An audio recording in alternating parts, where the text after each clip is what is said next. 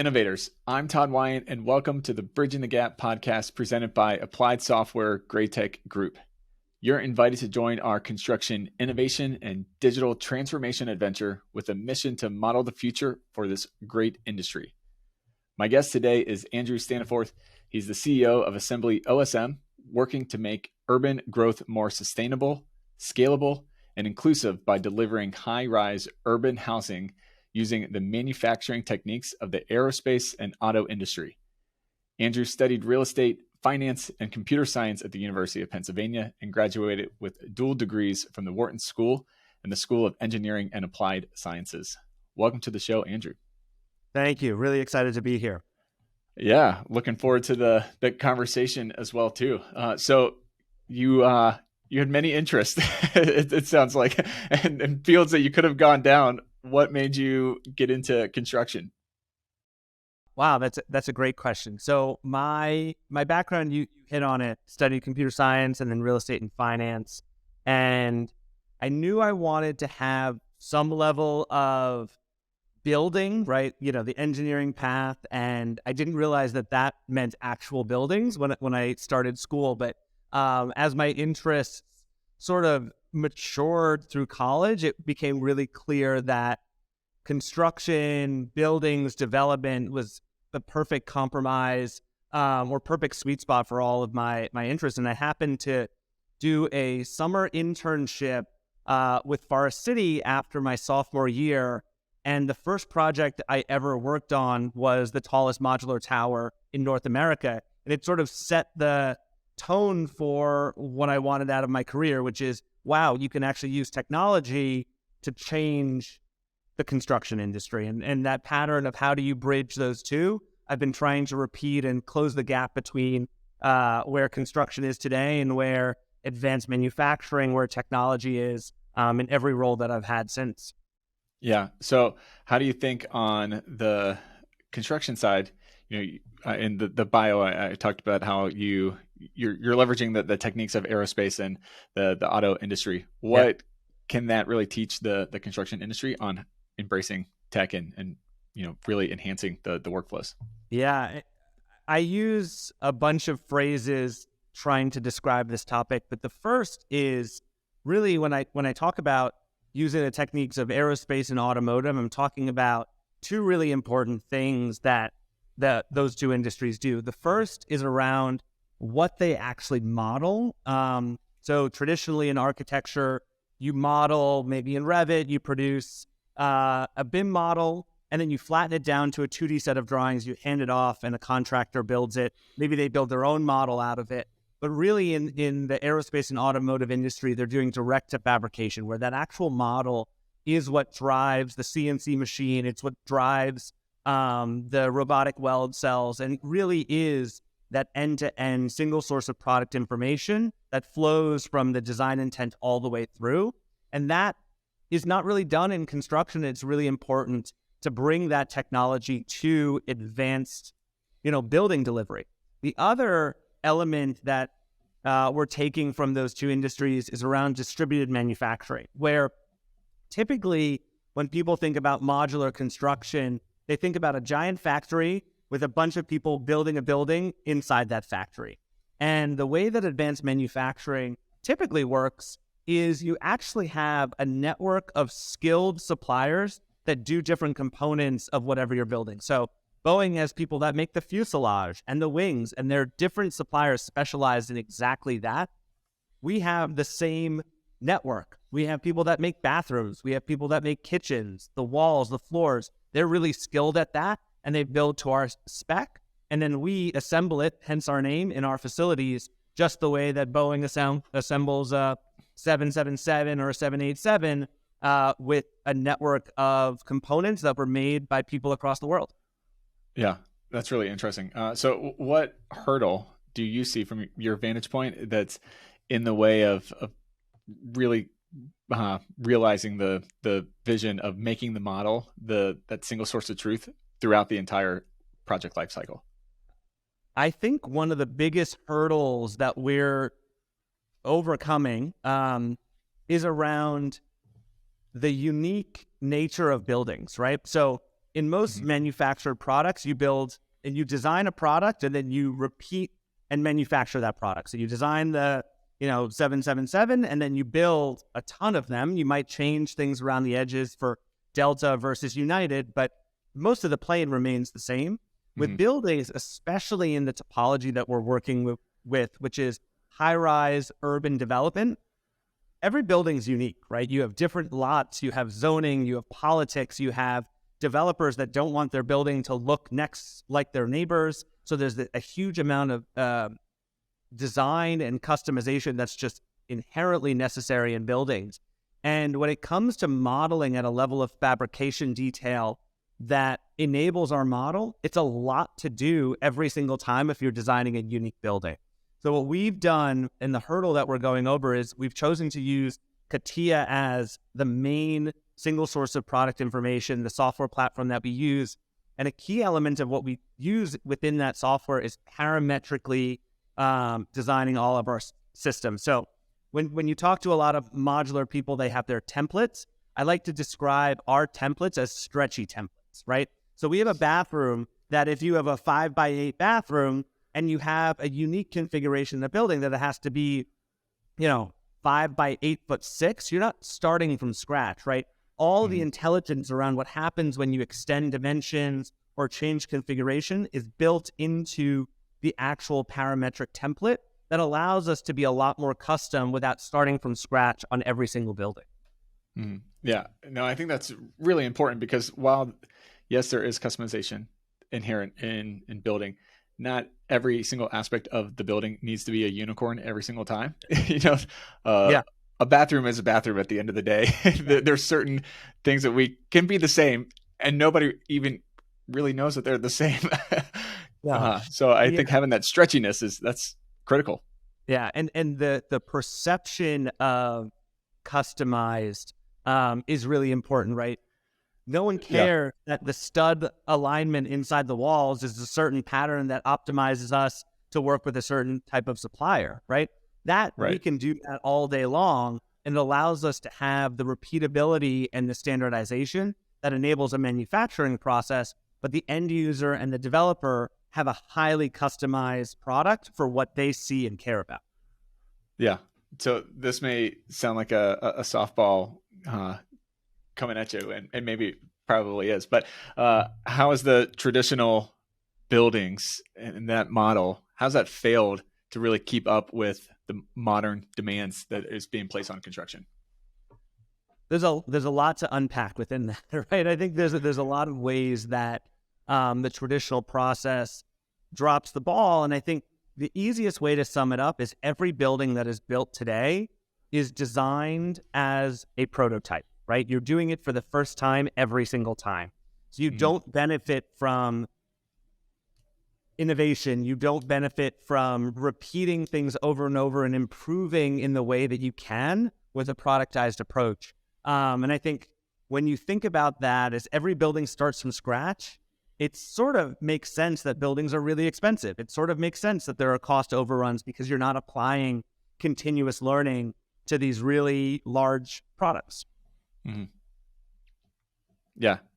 So how does collaboration then play in, and the need to really know who your team is? Because I think that's also part of the problem on cost overruns, that the way the industry is structured right now, the architect doesn't really, on a true practical level, talk with the GC that talks with the subs, that, everybody's doing kind of their own thing. You even mentioned it at the beginning that the architect may design this beautiful model and then it gets condensed down to a 2D print and sent over, and then the GC goes, I'm not using this, and rebuilds it their own, and then the sub does the same thing. So how does collaboration and that need for teamwork play into this?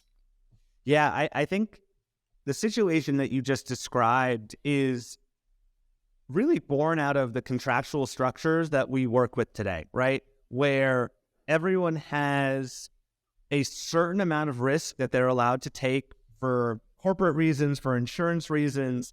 And every time that you try to stretch your scope a little bit, which might better the holistic project, you're actually taking on more risk, right? So one of the reasons that architects flatten down their drawings to a set of 2D documents is that is what their insurance allows them to have as an instrument of service, right? And they have tech directors on staff that can verify that everything on those 2D drawings is correct. When it gets to sharing the model, typically you have to sign your BIM waiver and all of that to unlock that access. So all of the different players in development have their own risk, right? And they've boxed their risk using but contractual structures or insurance or just holding information back to make sure that they don't get hurt.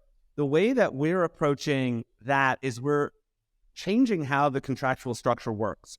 So rather than us working with a developer and then having a developer contract with the architect, a developer contract with a modular player, and a developer contract with an on-site CM, all of those players are beneath the Assembly umbrella. So we're structured as a design-build agreement where we take it from concept all the way through to certificate of occupancy. But then below our contract, we have architects, engineers, the CM on site, all of our suppliers. And because they're underneath our umbrella, we take the handcuffs off collaboration, which means that information can flow. So you're not protecting your model and only releasing 2D drawings because you're all underneath the Assembly umbrella. So you can have the architect collaborating very freely and sharing the model with the on-site CM because it's all underneath the Assembly umbrella. It means that Assembly takes on more risk, but what we're doing from a technological perspective is we're building tools that allow us to then mitigate that risk and still preserve that open collaboration amongst all the partners on the team. Mm-hmm. Well, and really be able to benefit then on the continuous learning side of things, because it's the same players every single time. So you're able to, build the trust there between the different stakeholders and players, but also they're able to say, hey, remember when we did this project this way, we learned not to do it this way. Let's go forward and with plan B this time. Yeah. And that's one of the really interesting challenges that we have right now is we want to have a growing list of partners that we can work with, right? We work with Shop. We were born out of Shop Architects, but we want to work with many architectural firms. And how do you set up structures where you can be working with architects that are specialized in certain markets or specialized in certain product types and have them still benefit from the continuous learning, right? I don't have a quick, easy answer to that. But I think it's something that's at the forefront of how we're thinking about all of these relationships that we're building in the earliest years of the company. Yeah. Are you seeing more of a kind of grassroots and groundswell in the effort to kind of take down some of those silos and open up collaboration practically and not just speak to it? It's been such a buzzword in the industry for a long time, but practically, are you starting to see that swing and movement to actually do it? At a macro level, I think it's still a little buzzwordy. I think within Assembly, because we have the protection of our design build contract, we're actually able to take the handcuffs off. I think a lot of the ways that people talk about collaboration outside of a design build contract, outside of Assembly, always hit that wall of legal, insurance, and the practical realities of that. But within Assembly, we've actually been able to work pretty fluidly with different people within that contractual structure. We're at the very early stages of it, so I'm sure there will be bumps along the way, but so far it's been working pretty well. Yeah, nice. Well, kind of shifting gears a bit, I know another topic that you guys do a lot around is on the sustainability side of things. So what's something that the industry needs to maybe rethink around sustainability to achieve the desired results? Yeah, the biggest thing that comes to mind, and it's a challenge for us right now, is a lot of the ways that you measure carbon impact, sustainability, are really focused on operational carbon.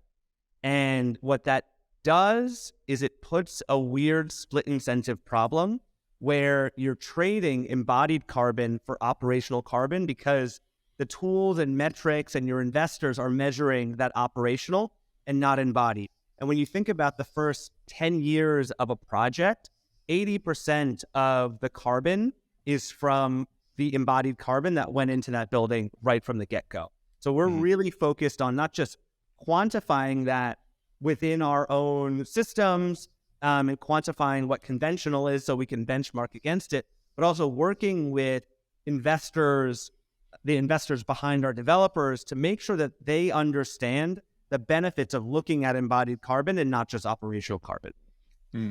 How do you go about making that mental shift and kind of shift out the lens that you're looking at? Yeah, I think it's really around helping them come up with a way to measure embodied carbon in a standardized way. I think, when you read a lot of the guidelines that come out from these different organizations that represent LP investors that are trying to decarbonize their portfolios, they always have like a couple lines at the end, like, we know we should be looking at embodied carbon, we just don't exactly know how we should be looking at it. So what we've actually set out to do is come up with a good way of looking at embodied carbon. It starts for us with using a much higher fidelity bill of materials of everything that's going into our building, quantifying that from a material perspective and carbon that goes into the materials, looking at the full logistics side of, shipping mods and different components in and out of our facility to the on-site component. And then also looking at not just that component of the first components going in, but the full life cycle through the end of life of buildings, where if you think about the life cycle of a building, it's going to be there 50, 100 years, depending on where it's built. At the end, someone might be knocking it down, someone might be reconfiguring it. And depending on your initial choices of what you put in, it's really going to change what that end result is, right? And if you can measure that, both for what we're doing and for conventional, which is a much harder problem, you can actually go to some of these investor groups and lay out our methodology as a way to open up the conversation around measurement and actually coming up with a pretty standardized approach. Yeah. So how do you go about then designing with the end in mind? If the end is, 100, 150 years down the road, and really work backward. That's a big time scope. Yeah. So we don't just design for the end, but we do think about our approach looking at, I call it like two factors, right? Everything that we're designing today has to be designed for assembly. The flip side of that is everything that we design has to be designed for disassembly, right? So the choices that we make with how we stack our mods, how components go together, we think about that first assembly process because it's very practical, right? We run an assembly facility. We have to know that our components are going to clip together in a pretty easy way. But the flip side of it is if you're doing things that only clip together, but you have to come through with a wrecking crew to take it apart, that is not the full way of thinking about it. So every one of our systems is designed with both of those lenses applied when we think about our components and the full assembly process. Mm-hmm. Interesting. Well, where do you think construction's gonna really be in and look like in 10 years? Have we moved the ball further down the field on the sustainability and the modular front, or kind of look into your crystal ball? Where do you see it happening? Yeah, I think 10 years, we will definitely have moved the ball pretty far forward. And I think the reason that I say that emphatically is I think we're in a little bit of a perfect storm moment happening where we have a housing crisis, we have inflation fighting, which means higher interest rates, climate change. All of these things are basically leading to a situation where there's going to be creative destruction, right? The business models that worked previously are not going to work.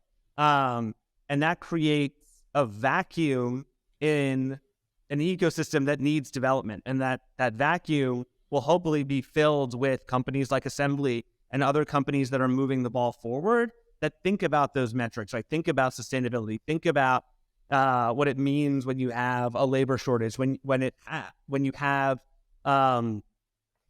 issues around land availability in our urban centers, and all of those factors need to be taken into account. And I think the next generation of companies that, I know a lot of our investors call it, we're in the sort of modular 2.0 era. I think a lot of us, our cohort of companies in this modular 2.0 world, are thinking about it in that way. Yeah. So what's the next step in creating a truly sustainable construction industry? What does that look like to you? Yeah. The next big step is going to be moving. Right now, the way I think it works is developers buy a site, right? They move through a traditional design and construction process, and they might, during that process, think, should I look at modular? Or should I look at a new technology and implement it in my process? But it's almost a secondary add-on thought to a very conventional, just like, yep, I'm going to do it conventionally and maybe add on these things. I think the biggest shift that I think is going to happen soon, and I think it's happening right now, is the first default is going to be an advanced approach. It's going to be modular. It's going to be panelized. It's going to be that. And then if that doesn't work, then you'll default to a conventional approach. And I think that order of operations, whether your prime strategy is a modular strategy or whether your prime strategy is a conventional strategy, that transformation is the next big step, I think, in our industry to increase widespread adoption of technologies like Assembly. Mm-hmm. Interesting. So kind of going back to the theory of buzzword versus practical, when does innovation make that transition between buzzword to practicality? I think innovation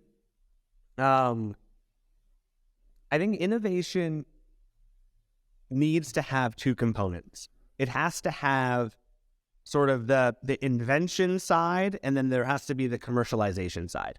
And I think there's a lot of elements in construction tech broadly that have a lot of the invention side, but don't yet have the full commercialization side. Why is this better economically for the developer? Why is it better economically for the end user?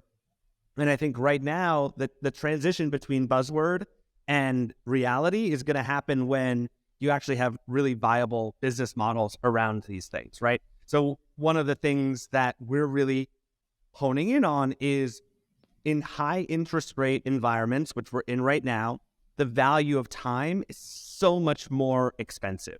So how do we help developers quantify that to help them understand that going with Assembly is actually a much more economical thing to do, because you can shave off 30 to 50% off your project, and helping them understand that it's not just innovation because it's a buzzword, but it's innovation because it has the most economic thing to do for your project. I think the translation of carbon as well, from sort of this externality into something that actually gets priced, is another thing that's going to push this forward. Mm-hmm. Yeah, I think it's a great statement of that measurability aspect of it, because that's what takes it from the invention side of the equation to the commercialization side. That there is an opportunity there. It's not a great kind of pie in the sky idea. That it's grounded in the practicality of the industry. Yeah. So how do people find out more information and connect with you and find out what all you're doing at Assembly? Yeah. So the best way to check us out is assemblyosm.com. And you can reach out to us on the website.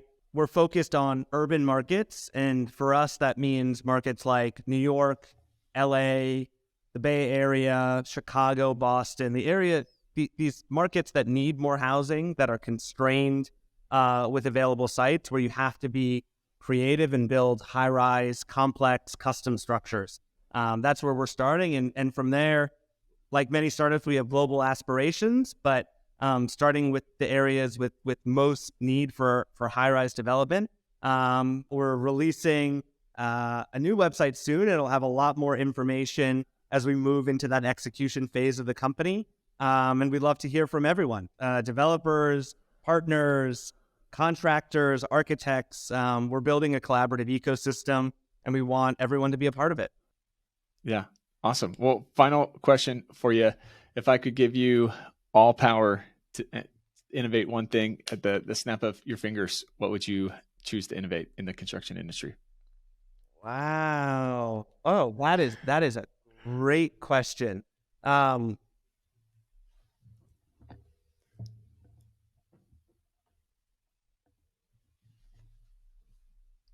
actually think the biggest hurdle in the US right now is contractual structures, right? And I actually think that we have tons of tailwinds around pure invention.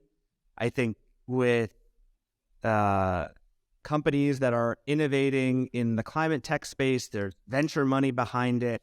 But I actually think if you wanted that like boost of adoption, it would really come down to revamping the contractual structures that lead to a bureaucracy that edges out those technologies. I think if you remove a lot of those contractual barriers, we'd have higher adoption, increased innovation, higher productivity, lower costs, more housing, less carbon intensive buildings. All of that, I think, will happen naturally if you can change some of the silos that are implemented because of the way our legal structures work. Yeah, I think that's huge. That's a great answer. It's a great answer because it does become a huge roadblock that, there is innovation, there is technology happening in construction. Yeah, people say that it's a laggard, and everybody's seen the McKinsey and all that stuff, but that's not necessarily true on a day-to-day thing. There's plenty of tech, there's plenty of innovation, there's plenty of creative, open-minded people in construction, but the risk averse part of construction that goes back to the contracts and the those lawyers, everybody's favorite punching bag there. It is a big problem because you can have all the will and the desire to innovate and bring on tech, but if your hands are tied because of the contract, yeah, you're not going to get very far implementing the stuff that you need to. Yeah, and right now, I don't think you're going to eliminate all the stakeholders in a development project. I think when we think about building a building, you think developer, architect, contractor, but behind the developer, there's their construction lender, there's their LP, there's likely the LP of their LP, right? That flows down.